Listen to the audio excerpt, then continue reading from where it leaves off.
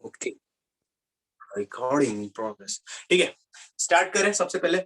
Okay, हमने कल जो था डिराइव क्वांटिटी के अलग अलग डिराइव क्वांटिटी की यूनिट्स देखे थे। ठीक है, तो हम शुरुआत करते हैं। अगर मैं पूछूं आपको what is the unit of length, it is a fundamental quantity, but मुझको उसका यूनिट बताओ। Unit of length, metre. SI unit of length, metre. Metre. Very good. What is the SI units of distance? Metre. Metre. What is the SI unit of displacement? Metre. Metre. हाँ हाँ, ये तो हमको पता है। What is the SI unit of velocity? Metre per second. Metre per second. Metre per second. Metre per second. ठीक है। Acceleration, SI unit? Metre per second. Metre per second. Metre per second square. What is the SI unit of force? Newton metre square per KG square. चुकला बग। नहीं वो mass into gravitation. Acceleration. Mass into, देखो अगर unit याद नहीं आ रहा तो फॉर्मूला है। Newton metre per second. KG, KG मास का केजी, एक्सीलरेशन का metre per second, KG metre per second square. ठीक है, ये यूनिट है। लेकिन हम लोग मोस्टली हम लोग फोर्स के लिए न्यूटन यूज करेंगे। जहां भी फोर्स दिखेगा वहां पे हम लोग क्या लिखेंगे? न्यूटन। ठीक है, न्यूटन न्यूटन न्यूटन। ठीक है, वेलोसिटी का unit metre per second, acceleration का metre per second square, force का Newton. What is the unit of momentum?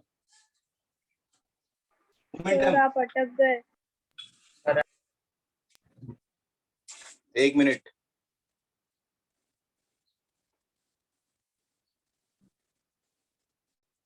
अभी अभी भी अटका ही हो गया? आ गया आ गया आ गया आ गया। ओ थैंक गॉड, भगवान शुक्रिया। बताओ इसका यूनिट बताओ, मोमेंटम का unit. KG metre per second. KG पर सेकंड स्क्वायर नहीं रहे, मीटर पर सेकंड। मेरे भाई केजी मीटर पर सेकंड। ठीक है, ये है मोमेंटम। आओ थोड़े हम लोग छोटे छोटे प्यारे प्यारे बच्चे के बारे में बात करेंगे। 1 2 3।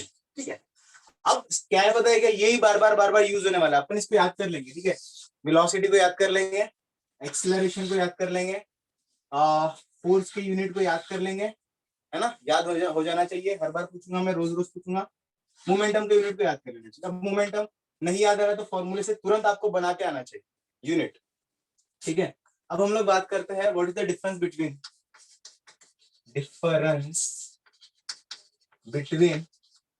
मास एंड वेट।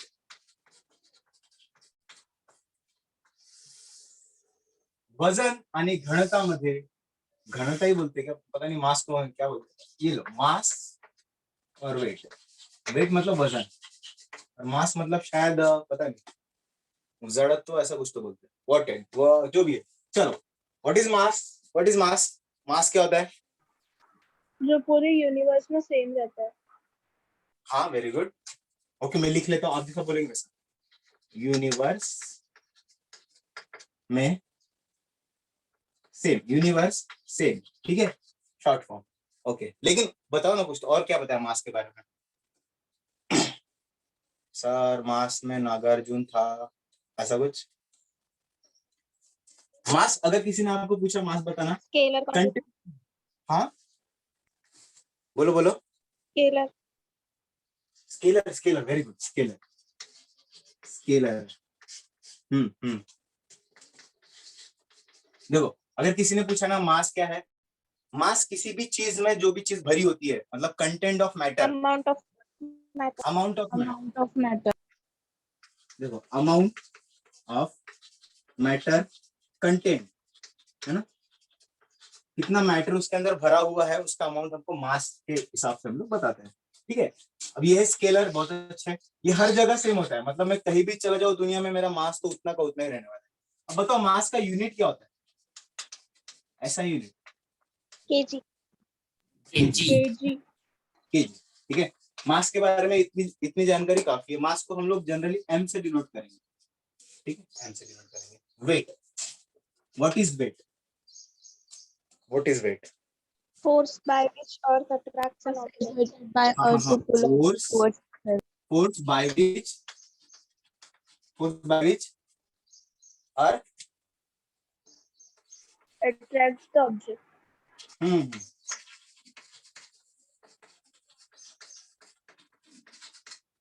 बराबर है। फॉर एग्जाम्पल अगर ये अर्थ है और ये मैं हूं, ये अर्थ है ये मैं हूं, ठीक है, और ये मुझको नीचे से पुल फील होगा। पुल फील होने का रीजन क्या है? पुल फील होने का रीजन क्या है? Gravitational force. ग्रेविटेशन।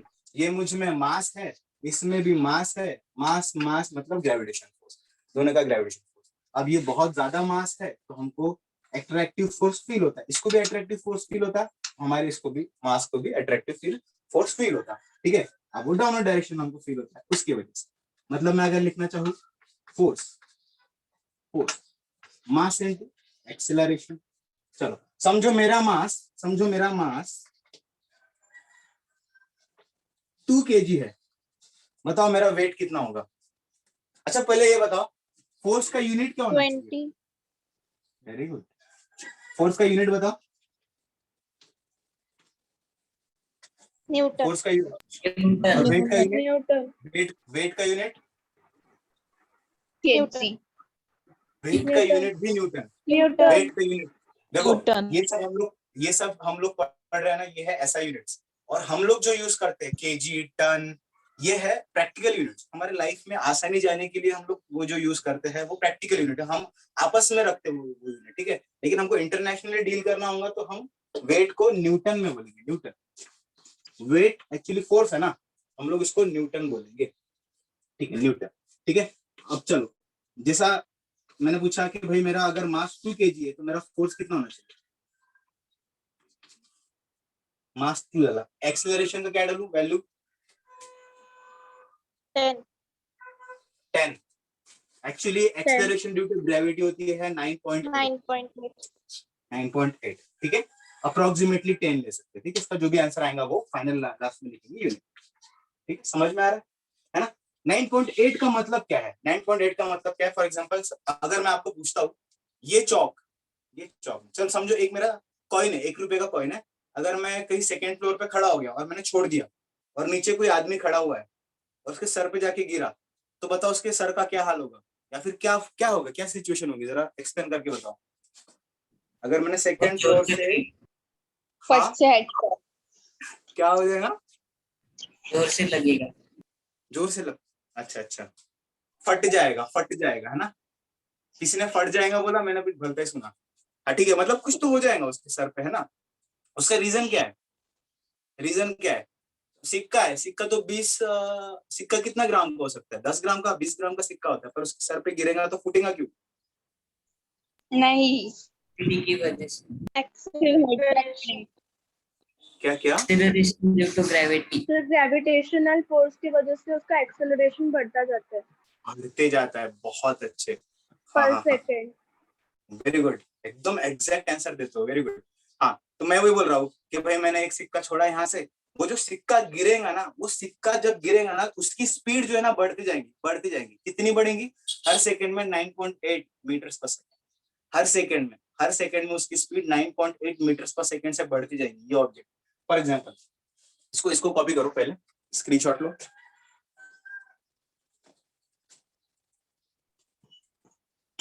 चलो ले लिया स्क्रीनशॉट, मैं आ रहा। फॉर एग्जाम्पल मैंने ये ऑब्जेक्ट छोड़ा यहाँ से, राइट? अब समझो इसकी स्पीड तो अभी 0 है, हर एक सेकंड में उसकी स्पीड कितनी बढ़ेगी? समझो ये 1 सेकंड गुजर चुका है, यहाँ से यहाँ तक ट्रेवल करना है, यहाँ पर उसकी स्पीड अब 9.8 मीटर्स पर सेकंड होगी। अब दूसरा सेकंड गुजरेगा तब उसकी स्पीड 9.8 का डबल, अप्रोक्सीमेटली समझो मैं इसको 9 बोलता हूँ, चलो 10 बोलता हूँ, ठीक है। एक्चुअली 9.8 होना चाहिए तो मैं 10 बोलता हूँ। अब यहाँ पे क्या हो जाएगा उसकी स्पीड? 20 मीटर्स पर सेकंड।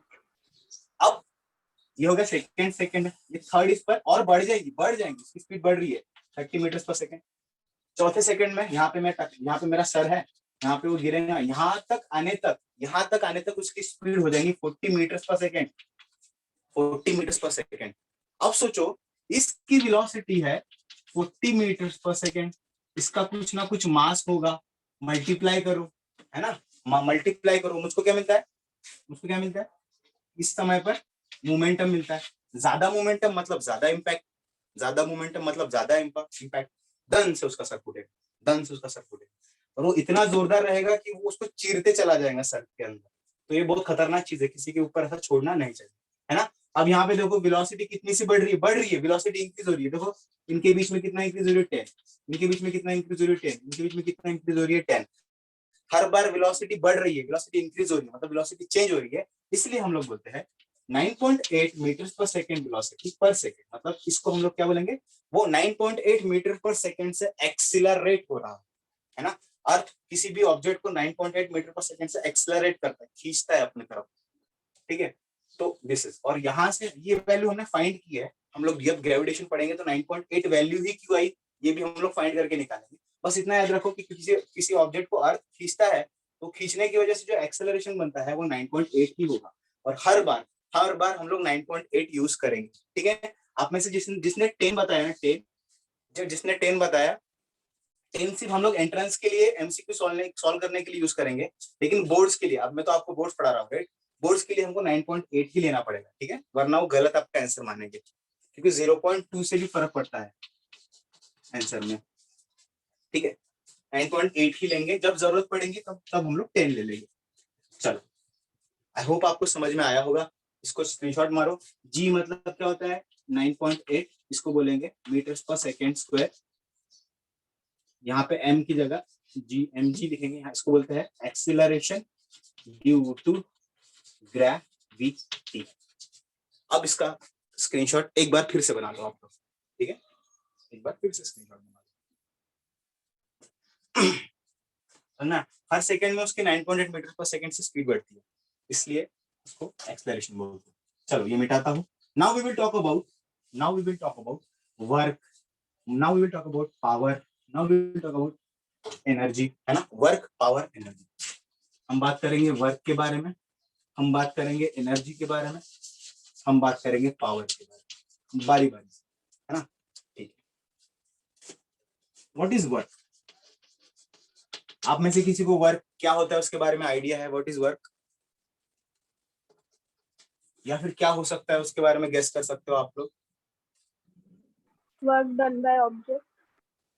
वर्क डन मतलब, हाँ, वर्क को अगर मैं हिंदी में बोलूँ तो activity involving mental and physical effort, मतलब वर्क। हो सकता। वर्क को हिंदी में बोलेंगे काम, है ना। वर्क को हिंदी में बोलेंगे काम। अगर मुझे वर्क करना है, समझो मुझे कुछ काम करना है, वर्क करना है, किस तरह करूंगा? समझो यहाँ पे समझो चौक रखा हुआ है, इसको मुझे उठाना है, मैंने काम किया ना, आया ना। इसको उठाना भी एक काम का नहीं है। Yes yes. अब थोड़ा ऑब्जर्व करो, इसको उठाते वक्त मैंने क्या क्या किया। मैंने इसको पकड़ा, है ना, पकड़ा, ग्रिप बनाया, ग्रिप बनाने के बाद मैंने फोर्स लगाया, देखो फोर्स, और फोर्स लगाने के बाद क्या हो रहा है, डिस्प्लेस हो रहा है ना। क्या किया, ये ऑब्जेक्ट रखा हुआ था, मैंने लगाया फोर्स, और ये फोर्स के जरिए मैंने इसको ऊपर उठाया, मतलब मैंने वर्क किया। इसीलिए इसी चीज को ऑब्जर्व करते हुए वर्क क्या होता है, work is nothing but the product of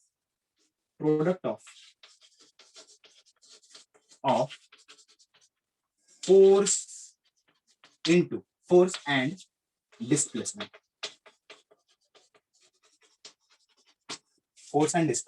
for example समझो यहाँ पर एक ऑब्जेक्ट रखा हुआ है, ठीक है, मैंने इसको यहाँ पे फोर्स लगाया, बताओ ये किस डायरेक्शन में जाएगा, राइट या left? This is right, this is left, right. Right side में जाएगा, कुछ ना कुछ डिस्प्लेसमेंट ट्रैवल करेगा। कंसीडर करो इसने डिस्प्लेसमेंट x ट्रैवल किया है, अब ये यहाँ पर पहुंच चुका है, पहले यहाँ था, अब यहाँ पहुंचा, यहाँ से यहाँ पहुंचा, मतलब मैंने कुछ ना कुछ काम किया, इसलिए तो यहाँ से यहाँ तक पहुंचा ना। यहाँ से यहाँ तक क्यों पहुंचा, क्योंकि मैंने उस पर कुछ ना कुछ काम किया। काम को हम इंग्लिश में बोलेंगे वर्क, और उसका फॉर्मूला अगर मैं लिखना चाहता हूँ तो किसकी वजह से हुआ, मेरी फोर्स की वजह से हुआ। फोर्स की वजह से क्या हुआ, डिस्प्लेसमेंट, उन दोनों को मल्टीप्लाई कर दो, work is nothing but force into displacement, work is nothing but force into displacement. अलग अलग शब्द, yes. Work is a scalar quantity,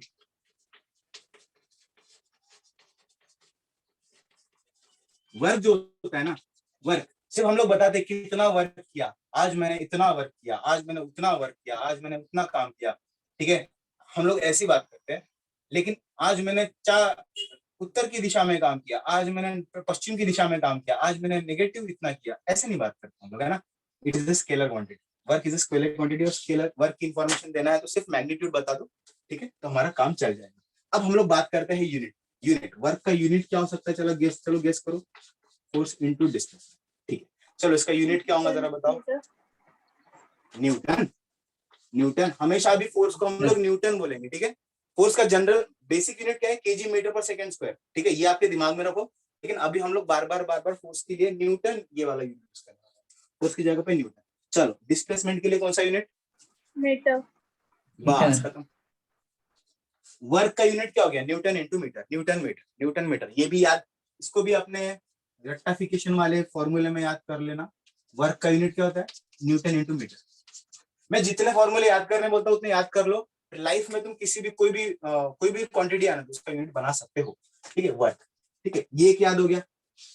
लेकिन वर्क जो है ना उसके बारे में आइडिया किसने दिया, ये सब वर्क के बारे में आइडिया दिया है एक साइंटिस्ट का नाम है जूल्स, ठीक है, किसने दिया, जूल, ठीक है, जूल, उनका नाम है जूल।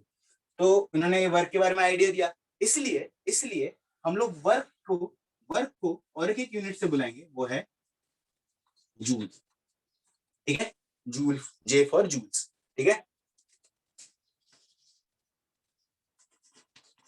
वर्क, तो वर्क के कौन से यूनिट हो गए, वर्क के यूनिट क्या हो गया, न्यूटन इंटू मीटर, और उसको जूल्स भी बोलेंगे, ठीक है, जूल्स, ठीक है, ये भी याद कर लो। चलो अगर मैं आपको पूछता हूँ, यहाँ पे समझो ऑब्जेक्ट रखा हुआ है और मैंने 30 न्यूटन फोर्स लगाया, 30 न्यूटन फोर्स लगाने के बाद 2 मीटर ये डिस्प्लेस करके गया, अब बताओ इसके अंदर वर्क कितना हुआ, 60 जूल।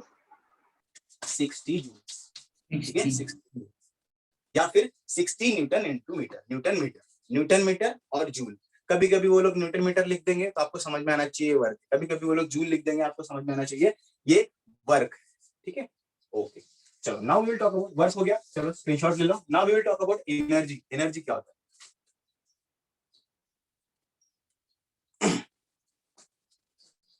इसको मिटा दो।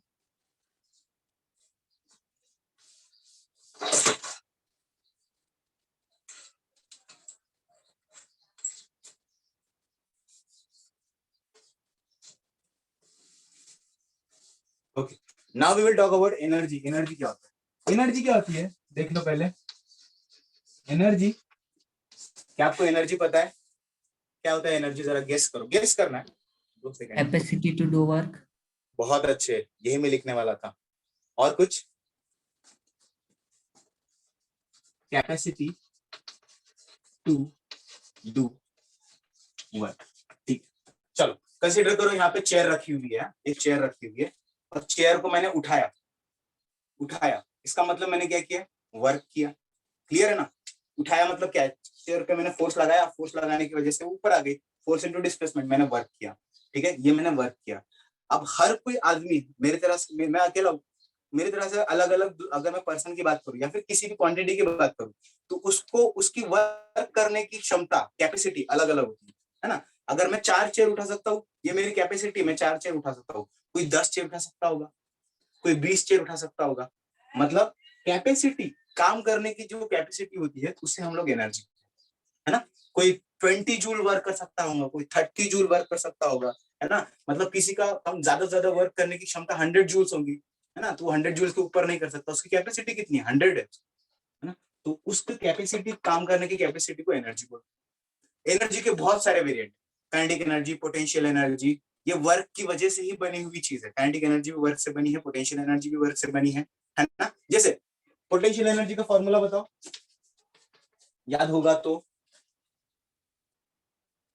mgh। ये ऐसा कुछ है क्या, जरा गेस बता, सही है कि बताओ, ये आपने Yes, देखा है sir. Formula, yes sir। आपने फॉर्मूला देखा है, देखा है ना। Yes, sir. हाँ, पोटेंशियल sir. एनर्जी, देखो ये वर्क ही है एक तरह की। देखो मतलब व्हाट इज एमजी, एमजी मतलब वेट, एमजी मतलब वेट, Yes, sir. है ना। Yes. जैसा अपना फोर्स होता है ना, मास इनटू एक्सेलरेशन, यहाँ पे जब जी लिखते हैं तो उसको हम लोग वेट बोलेंगे, ठीक है, वेट, एमजी मतलब वेट, वेट मतलब एक तरह का फोर्स हो गया। हाइट, फोर्स इनटू हाइट, ठीक है, ये हाइट देखो, हाइट हाइट मतलब क्या है, डिस्प्लेसमेंट एक तरह की, है ना। तो इसको मैं और अच्छे से लिखूं, nothing but work, potential energy is nothing but work, potential energy work. बस इसकी पोटेंशियल एनर्जी क्या बताता है, उसकी वर्क करने की कैपेसिटी बताता है ना, वर्क करने की कैपेसिटी बताता है, इसलिए हम इसको एनर्जी बोलते हैं, है ना। है तो वर्क ही, पोटेंशियल एनर्जी क्या बताता है, उसकी कैपेसिटी, ज्यादा से ज्यादा ये mgh काम कर सकता है ना। इसको बोलते हैं ग्रेविटेशनल पोटेंशियल, ग्रेविटेशनल पोटेंशियल। हमने ये कहा था जब किसी ऑब्जेक्ट, मैंने जो चेयर को उठाया था ना, चेयर उठाने में जो मेरा वर्क बनता था, जिसका फॉर्मूला है, उसको मैं कैपेसिटी बोल सकता हूँ, है ना। एनर्जी के अलग अलग वेरिएंट, इसका मतलब वर्क ही एक तरह की एनर्जी है, बस कैपेसिटी के बारे में हम लोग बात करते हैं। और अभी इसको अगर हम देखें, अगर मैं इसकी यूनिट के बारे में बात करूं, तो ये work is nothing but energy ही, बस उसकी कैपेसिटी के बारे में बात कर रहे हैं ना, तो इसका यूनिट भी न्यूटन इंटू मीटर ही होगा और जूल, जूल्स होगा, ठीक है। न्यूटन इंटू मीटर और जूल, किसी भी, अब देखना तुम, पोटेंशियल एनर्जी के पीछे जूल्स लिखा होता है, काइनेटिक एनर्जी के पीछे जूल्स लिखा होता है, ये होता है ना। ओके, अगर मैं बात करूं इसको, ये स्केलर है या वेक्टर है, तो ये पक्का एक स्केलर है, क्योंकि वर्क एक स्केलर है और वर्क से ही ये बना है। This is also scalar, SCALR, scalar, ठीक है। इतनी इंफॉर्मेशन काफी है, इसको लिख लो, ठीक है, इसको लिख लो। अब हम लोग बात करते हैं पावर।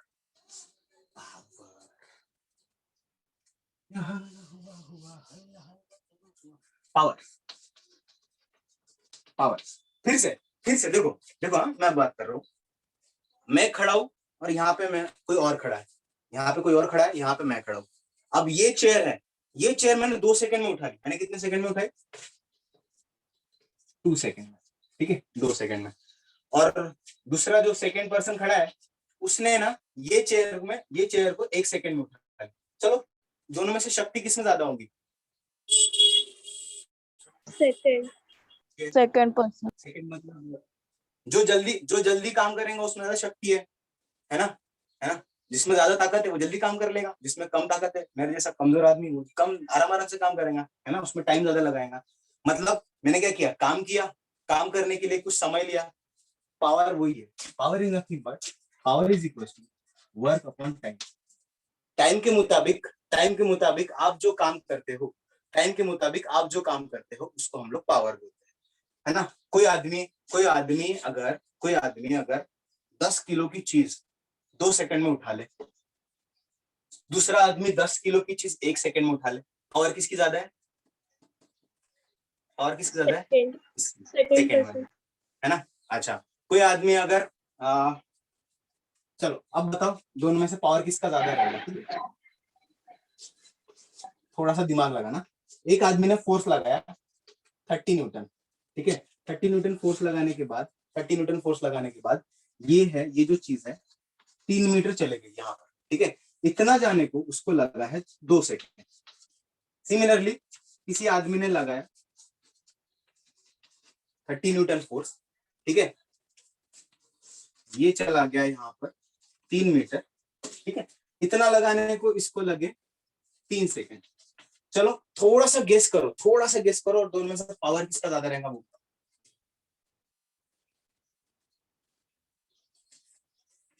फर्स्ट पर्सन का सेम है, और सेम आ रहा है, पर्सन।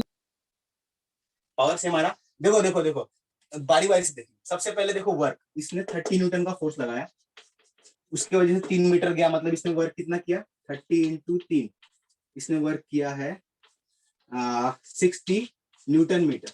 चलो इसने क्या किया, जैसे 30 न्यूटन का फोर्स लगाया, 3 मीटर दूर गया, इसने कितना वर्क किया, अबे 60 नहीं, 90 आता, सॉरी, इंटू 3 आएगा 90 न्यूटन मीटर, ठीक है। मैंने वर्क निकाला 90 न्यूटन मीटर, लेकिन ये वर्क करने में टाइम किसने ज्यादा लिया, ये देखो, इसने 3 सेकंड लिया, चलो इसको डिवाइड बाय 3 कर दो, आंसर कितना आता, 30।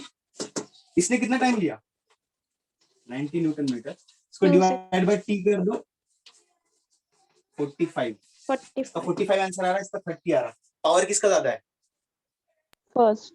पावर किसका ज्यादा है, जिसने कम समय में काम किया, उसको ज्यादा पावर आ रहा है 45। जिसने ज्यादा समय में काम किया, काम तो वही है दोनों का, देखो, पर टाइम का फर्क पड़ रहा है, टाइम की वजह से पावर डिफाइन करता हूँ। भाई इस आदमी ने जल्दी काम कर दिया, 2 सेकंड में किया, इस आदमी ने 3 सेकंड। इस तरह से हम लोग पावर को समझते हैं। पावर का फॉर्मूला क्या है? Work done divide by time. किसी भी वर्क को टाइम से डिवाइड कर दो, वो बन जाता है पावर। ठीक है, पावर। चलो बताओ जरा इसका यूनिट क्या होगा, जरा देखो। वर्क का मैंने यूनिट क्या बताया था? जूल। नहीं ना बे, हाँ जूल बताया था, सही बात, सॉरी जूल। टाइम का unit? Second. Very good, very good, joules per second. और एक तरीका है ना वर्क को लिखने का, बताओ कैसे लिखते हैं हम लोग? Newton something, newton into metre, work newton metre. Time second. ठीक है, 1 2 3 वेरिएंट। ठीक है, अब पावर के बारे में जिसने आइडिया दिया वो अंकल का नाम है वैट, वैट अंकल। ठीक है, तो उनके नाम से पावर को भी यूनिट देंगे अभी हम लोग। जूल पर सेकंड या फिर न्यूटन मीटर पर सेकंड रहेगा, उसको हम लोग बोलेंगे वैट। वैट, वैट के लिए यूनिट है डब्ल्यू। ठीक है, वैट। जैसे यहाँ पर 45 है ना, तो इसने क्या किया? 45 वैट काम किया। इसने कितना काम किया? 30 वैट काम किया। 45 वैट बोल सकते हैं इसको, 30 वैट बोल सकते हैं, या फिर 45 न्यूटन मीटर अपॉन सेकंड बोल सकते हैं, या फिर 30 न्यूटन मीटर अपॉन सेकंड बोल सकते हैं, या फिर जूल्स, 45 जूल्स पर सेकंड बोल सकते हैं, इसको 30 जूल्स पर सेकंड बोल सकते हैं। 1 2 3 तीनों भी वेरिएंट में से कोई भी लिखा हुआ है तो आपको कंफ्यूजन नहीं होना चाहिए, राइट? हमारा वर्क पावर और भी कंप्लीट हो जाता है। इसको लिख लो, इसको याद करना है अभी, मतलब इसको याद करना है। ठीक है, हो गया? ओके ओके, चलो मैं फिर से बात करता हूँ। बताओ वेलोसिटी का यूनिट, वेलोसिटी का यूनिट मीटर पर बताओ बताओ। Second. Metre per. Metre acceleration per का यूनिट, सेकेंड। एक्सेलरेशन का unit, metre per second. Metre per second force का स्क्वायर। यूनिट, फोर्स का यूनिट, न्यूटन। न्यूटन। हाँ वर्क का न्यूटन। यूनिट, वर्क का unit newton metre. Newton metre. Newton metre. Joule. Force लग गया, force into distance, newton metre. हाँ, power का unit newton metre में बताओ। वाट। Newton newton metre per metre. Second. Newton metre upon second, newton metre upon second. अच्छा मैं आपको पूछूं न्यूटन इंटू मीटर क्या होता है? और एक यूनिट होता है, क्या होता है? Joules, joule. जूल्स, जूल्स, है जूल्स। ना? ये अपने को याद करना है। इतना याद हो गया, इतना याद हो गया तो भरोसा करो मेरे पे, तुम किसी भी चीज का यूनिट लिख पाओगे, तुमको दिक्कतें कम आएगी। ठीक है, क्योंकि क्या होता है अभी फंडामेंटल यूनिट तो घुसे होते ही है। जनरली न्यूटन बहुत जगह घुसा होता है, जनरली जूल्स कई जगह बैठा हुआ होता है, वैट कई जगह बैठा होता है। हमको ये बेसिक चीजें पता चल गई, बस इनको कॉम्बिनेशन यूज करते जाना है, न्यूटन बनाते जाना, यूनिट बनाते जाना है। ठीक है, आ गया। चल next, next we will talk about pressure. बस प्रेशर के बारे में बात करेंगे, 10 मिनट बचे हमारे पास अभी। प्रेशर, देखो प्रेशर का मेरे को डेफिनेशन नहीं चाहिए, बस प्रेशर के बारे में आपको क्या पता है? प्रेशर वर्ड सुनते दिमाग में क्या ख्याल आता है? डेफिनेशन पता होगा तो भी तो बहुत अच्छी बात है। What is pressure? क्रिकेट खेलते खेलते प्रेशर आता है। प्रेशर बताओ आपको कहाँ कहाँ प्रेशर आता है, किस वजह से प्रेशर आता है? दिमाग पे। दिमाग पे प्रेशर आता है, सही बात है। हम लोग, मैं चलो दिमाग का एग्जांपल देंगे, और कहीं कहीं प्रेशर आता होगा, मतलब किसी जगह पे। What is pressure? प्रेशर का डेफिनेशन समझ लो फिर हम लोग इसके बारे में बात करेंगे। Pressure is nothing but, pressure is nothing but force. Pressure को मैं पी से डिनोट करूंगा, पी से डिनोट करते हैं physical force exerted on object. Okay, बात करते हैं फिजिकल फोर्स ऑन ऑब्जेक्ट, सही बात है, लेकिन उसको और स्पेसिफिकली बात करते हैं। ऋतुजा ने लिखा था ये कमेंट, उन्होंने लिखा था कि फिजिकल फोर्स ऑन ऑब्जेक्ट हम लोग बात करते हैं। ये एक ऑब्जेक्ट है, ये एक ऑब्जेक्ट, ठीक है। इस पर ना अलग अलग तरह के फोर्स लग सकते हैं। ये मैं इस तरह का भी फोर्स लगा सकता हूँ, ये इस तरह का भी फोर्स लगा सकता हूँ, एंगल पर भी फोर्स लगा सकता हूँ, ठीक है। लेकिन इन सब फोर्स में से मैं एक पर्टिकुलर एक फोर्स कंसीडर करूँ, जैसे फॉर एग्जांपल ये फेस है ना, इसको परपेंडिकुलर आने वाला फोर्स, इस तरह का अगर मैं फोर्स कंसीडर करूँ, यही फोर्स इस एरिया पर प्रेशर क्रिएट करता है। ये फोर्स परपेंडिकुलर रहने वाला ही सिर्फ इस एरिया पर प्रेशर क्रिएट करता है। उसका फॉर्मूला क्या होता है? Perpendicular force per unit area. What is pressure? Perpendicular force per unit area. Perpendicular force per unit area. Perpendicular का मतलब तो पता है ना आपको, ये ऐसा, दिस इज परपेंडिकुलर, है ना, एंड दिस इज साथ साथ मिलके चलते parallel, this is perpendicular, this is parallel. तो किसी भी एरिया पर समझो ये वाला एरिया है ना, ये वाला एरिया है, ठीक है, इस एरिया पर समझो मैं ऐसा, ये देखो ये मैं फोर्स लगा रहा हूँ, ठीक है, मैंने क्या किया, परपेंडिकुलर फोर्स लगाया इस एरिया पर, मतलब इस एरिया पर प्रेशर अपने आप जनरेट होने लग जाएगा, दिस इज प्रेशर। हमारे दिमाग पर देखो, हमारे दिमाग पर अगर समझो, वो तो बहुत अलग, प्रेशर नहीं स्ट्रेस बोलना चाहिए एक्चुअली को, चलो ठीक है, अगर मैं ऐसे दबाता हूँ, हाँ दबाता हूँ, मतलब मैंने इस एरिया पर परपेंडिकुलर फोर्स लगाया, इसका मतलब मेरे यहाँ पे प्रेशर जनरेट होने लग गया, दिस इज फोर्स। किसी भी एरिया पे परपेंडिकुलर फोर्स लगेगा तो प्रेशर जनरेट होगा। फॉर एग्जांपल बॉल है, बॉल को मैं दबा रहा हूँ मतलब मैं प्रेशर लगा रहा हूँ, क्योंकि ये मेरा बॉल है, ये मेरा फोर्स लग रहा है, ये एरिया पर मेरा प्रेशर, समझ में आया perpendicular force per unit area. चलो अब मेरे को बताओ, अगर मेरा एरिया इंक्रीज होगा, तो प्रेशर इंक्रीज होगा डिक्रीज होगा, बस इतना बता दो। डिक्रीज होगा। डिक्रीज होगा। एरिया ज्यादा है, सही बात है, देखो ना, सही बात है, देखो ये पूरा बोर्ड है और यहाँ पे मैं परपेंडिकुलर फोर्स मैंने लगा दिया, ठीक है, अब मेरा जितना भी फोर्स है ये पूरा एरिया पे डिस्ट्रीब्यूट हो रहा है, मतलब मेरा प्रेशर कम पड़ेगा। और इतने बोर्ड की जगह समझो मेरा इतना सा एरिया होता था, कम एरिया होता था, इस पे मैं लगाता था, तो यहाँ पे इतने एरिया पे ज्यादा प्रेशर पड़ता था, है ना, इसलिए कम एरिया ज्यादा फोर्स, ज्यादा एरिया कम, ठीक है, इसलिए तो हम लोग जो इसको क्या बोलते हैं, खीला राईट, खीला, इसीलिए जो खीला होता है ना, हथौडा. इस तरह से, खीला त्याला ना आपण असं बनवतो, हे बनवण्याचं रिझनच तसं आहे बघा। यहाँ पर देखो एरिया कितना कम है, बहुत कम एरिया, अब मैं इसको यहाँ पे अगर इसको मैं ठोकना चाहता हूँ, तो एरिया कम होने की वजह से प्रेशर ज्यादा पड़ेगा, और ज्यादा प्रेशर होने की वजह से अंदर धंस जाता है, सेम फोर्स मैंने समझो कुछ लगाया, अगर इसके बजाय मैं अगर इसको ऐसा कर दूं तो सोचो जरा, ऐसा कर दूं तो एरिया ज्यादा हो गया, मैं कितना भी लगाऊं प्रेशर डिक्रीज होने लगा, एरिया ज्यादा है ना। चलो और एक एग्जांपल ले लो, समझो मैं यहाँ पे खड़ा हूं और मैं इधर लेटा हूं, चलो लेटा हूं, चलो बताओ दोनों में से और ये ना मड है, दलदल, बताओ दोनों में से कौन सबसे पहले डूबेगा, दलदल में सबसे पहले कौन फंसेगा, लेटा हुआ पर्सन, खड़ा आदमी। सीधा खड़ा है. वाई खड़ा वाला. वाई वाई क्योंकि उसका एरिया ज्यादा कम लग है. रहा है।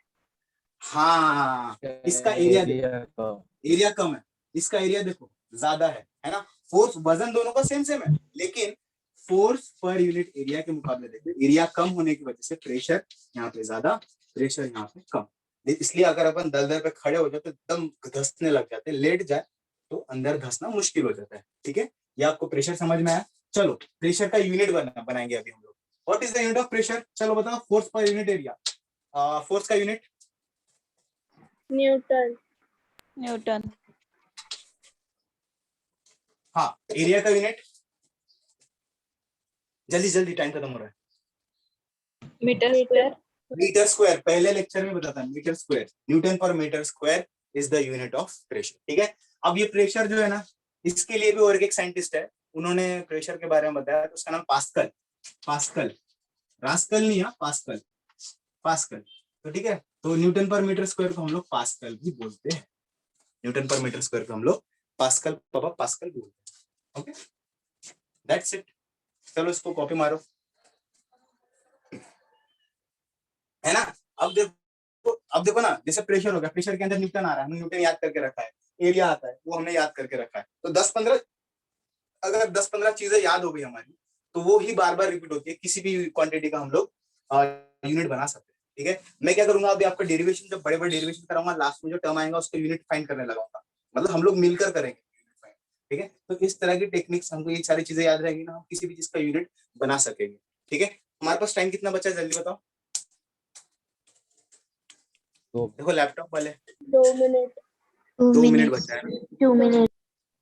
2 मिनट, ठीक है, मैगी बन जाती तब तक, ठीक है। अब क्या करेंगे हम लोग, चलो ठीक है, इंतजार करते 2 मिनट। ये प्रेशर हो गया। और कल हम लोग क्या करेंगे, कल हम लोग, अच्छा मुझको बताओ, क्या आपको रेडियन के बारे में पता है? रेडियन, डिग्री, रेडियन, नाम सुना है कि बस इतना यस बताओ? Sir, yes sir. Yes sir. उसके पीछे क्यों रेडियन क्यों लेते हैं? रेडियन क्यों लेते पता है हमको? Why radian? हमारे पास ऑलरेडी डिग्री तो है, रेडियन क्यों लेते? एक सर्कल कंप्लीट करने में कितना डिग्री होता है? 360। वाई 360 360? डिग्री 360 क्यों लेते हैं? 360 क्यों लेते हैं? देखेंगे हम लोग नेक्स्ट लेक्चर में, क्योंकि नेक्स्ट लेक्चर में हम लोग 2 सप्लीमेंट्री क्वांटिटी के बारे में बात करने वाले हैं, जो कि एंगल से रिलेटेड है ना, और जिसमें यूनिट आने वाला है रेडियन, रेडियन आने वाला है, और उसका नाम कुछ तो भी प्लेन एंगल वगैरह, solid angle, plane angle, angle के बारे में बात करेंगे। तो सप्लीमेंट्री यूनिट्स रह गए हमारे। यहाँ पे मैं डिराइव्ड यूनिट्स के बारे में खत्म करता हूँ, ठीक है? चलो मैं लेक्चर खत्म करता हूँ, मिलते हैं हम लोग मंडे को, ठीक है? चलो हैप्पी संडे, मजा करो संडे के दिन। Bye sir. Bye bye.